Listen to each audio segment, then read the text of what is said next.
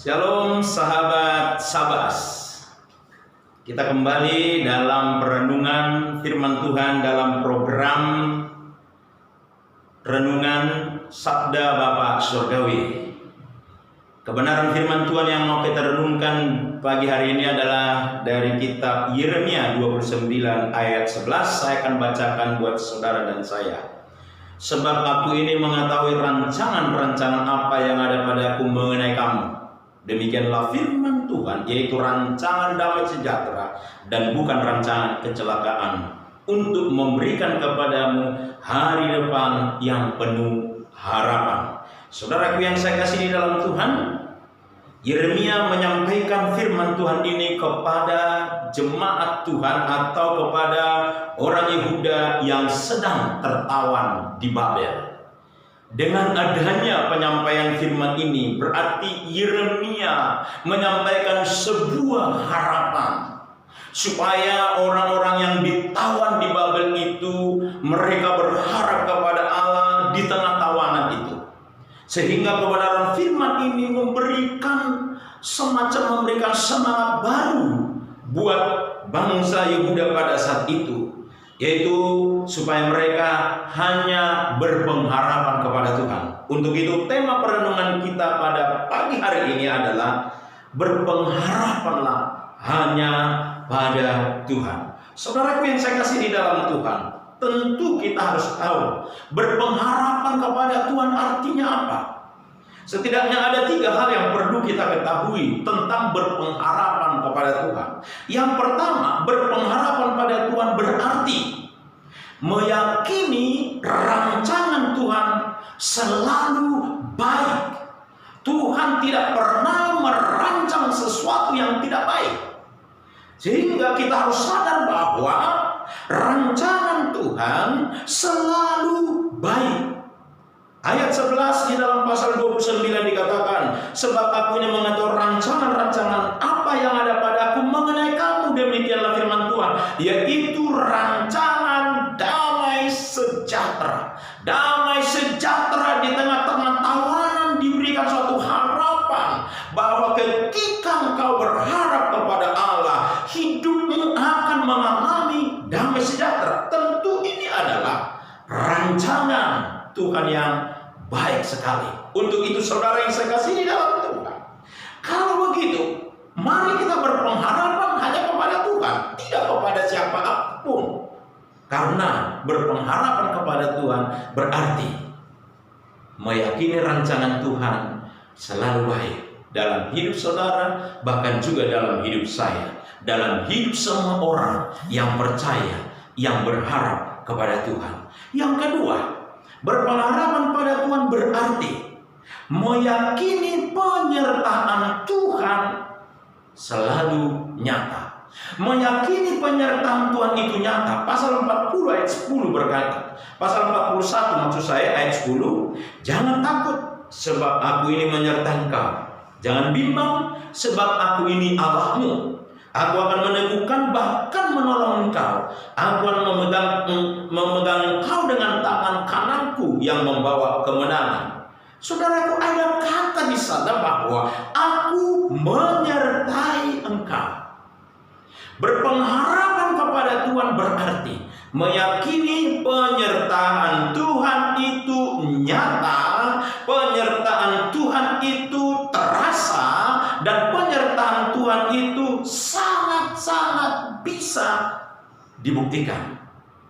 Penyertaan Tuhan bisa mengusir ketakutan yang ada dalam diri kita. Penyertaan Tuhan bisa mengusir kebimbangan, apalagi keraguan yang ada dalam diri saudara dan saya. Dan penyertaan Tuhan itu bisa membuat hati kita makin teguh di dalam menjalani hidup. Dan bahkan juga penyertaan Tuhan menolong saudara dan saya saat engkau sedang lemah. Dia akan memegang tanganmu dan memberikan kemenangan yang daripada Allah buat saudara dan saya. Untuk itu berharaplah kepada Tuhan. Berharap berarti meyakini penyertaan Tuhan itu sangat nyata bagi setiap orang yang berharap kepadanya. Yang ketiga, berpengharapan pada Tuhan berarti meyakini jawaban Tuhan selalu tepat waktu. Dalam Yeremia 29 ayat 12 saya bacakan buat saudara dan saya. Apabila kamu berseru datang untuk berdoa kepadaku, maka aku akan mendengar kamu.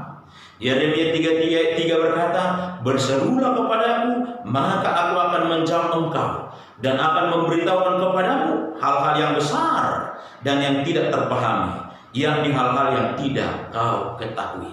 Saudaraku yang saya kasihi, di dalam 2 ayat ini setidaknya ada 3 kata yang mau kita renungkan. Tuhan berkata, maka aku akan mendengar engkau atau mendengar kamu. Ayat 3 pasal 33 dikatakan, maka aku akan menjawab. Yang ketiga, akan memberitahukan kepadamu. Ini tawaran, anjuran orang yang berpengharapan kepada Tuhan, orang yang meyakini jawaban Tuhan itu selalu tepat waktu. Bagaimana Tuhan menjawab? Yang pertama dia berkata apa? Aku akan mendengar. Berarti dia mendengar doamu, dia mendengar keluhanmu, dia mendengar persoalanmu, dia mendengar pergumulanmu. Dan bahkan aku akan menjawab. Setelah dia mendengar, lalu dia menjawab. Lalu ketiga, memberitahukan hal-hal yang besar yang tidak kau ketahui. Memberitahukan berarti menyampaikan, menyingkapkan hal-hal yang susah kita pahami, hal-hal yang besar yang tidak kita ketahui, sehingga kita paham apa yang Tuhan mau sampaikan buat saudara dan saya. Berpengharapanlah hanya kepada Tuhan. Berpengharapan berarti meyakini jawaban Tuhan selalu tepat waktu. Saudaraku, di semua gedung mewah ada pesta besar saat malam hari. Pesta itu luar biasa meriah, sukacita. Bahkan di sana begitu mereka sampai berisik di dalam pesta itu, pokoknya memuaskan segala keinginan dengan pesta pora ada di gedung itu, di ruangan itu. Namun pada saat pesta itu berjalan, lampu listrik padam. Bapak Ibu yang saya kasih di dalam Tuhan, semua diam. Lalu panitia pesta berusaha menyalakan lilin besar, ada 4. Kalau boleh saya sebut nama lilin ini. Lilin yang pertama adalah lilin damai sejahtera. Lilin yang kedua dinyalakan lilin sukacita. Lilin yang ketiga dinyalakan lilin kasih. Dan yang keempat adalah lilin pengharapan. 4 lilin ini menyala sehingga suasana gedung terang kembali. Pesta terus berjalan, sukacita terus mereka lakukan di sana, dan bahkan mereka nikmati situasi itu. Dengan berjalannya waktu, saudaraku yang saya kasih di dalam Tuhan, ternyata padam pertama adalah lilin damai sejahtera. Ketika lilin damai sejahtera padam, mulai terangnya berkurang. Lalu berjalan terus pesta itu dengan hura-hura, dengan sukacita, dan bahkan mereka menikmati pesta itu sepuasnya. Dengan berjalannya waktu, padam yang kedua adalah lilin sukacita, mulai terangnya berkurang. Dan yang ketiga menyusul lilin kasih padam. Mulai gedung itu sudah mulai agak gelap karena hanya tinggal 1 lilin. Saudara, mereka tidak peduli, mereka terus menikmati pesta. Akhirnya mulai lilin pengharapan hampir padam. Lilin pengharapan sudah mulai padam, sudah mulai gelap. Tapi apa yang terjadi? Semua pesta itu tidak ada yang peduli. Lalu ada seorang anak kecil berlari untuk menjaga api lilin pengharapan itu supaya tetap menyala. Akhirnya anak kecil ini berusaha mengambil lagi lilin supaya terus lilin pengharapan ini menyala, diganti lalu dengan lilin yang baru, akhirnya menyala lagi. Saudaraku yang saya kasih di dalam Tuhan, kita tahu apa yang terjadi ketika tinggal satu lilin itu padam, lilin pengharapan itu. Semua pesta tidak ada berarti, gelap gulita, akan terjadi kekacauan di sana. Tapi karena lilin pengharapan itu menyala, terus dijaga dan dipelihara, dan lilin pengharapan itu kembali menyalakan lilin kasih, menyalakan lilin damai sejahtera, dan juga menyalakan lilin sukacita. Saudaraku yang saya kasih di dalam Tuhan, mungkin sudah mulai padam damai sejahtera dalam dirimu, bahkan lilin sukacitamu sudah mulai hilang, apalagi kasihmu sudah mulai tawar. Tapi saya mau katakan, jangan sampai padam pengharapanmu kepada Tuhan. Kalau pengharapanmu padam, habislah tidak ada arti hidupmu. Untuk itu, berpengharapanlah kepada Tuhan. Berpengharapan berarti meyakini rancangan Tuhan selalu baik buat saudara dan saya. Meyakini penyertaan Tuhan selalu nyata, dan bahkan meyakini jawaban Tuhan selalu tepat waktu. Kiranya Tuhan memberkati saudara dan saya.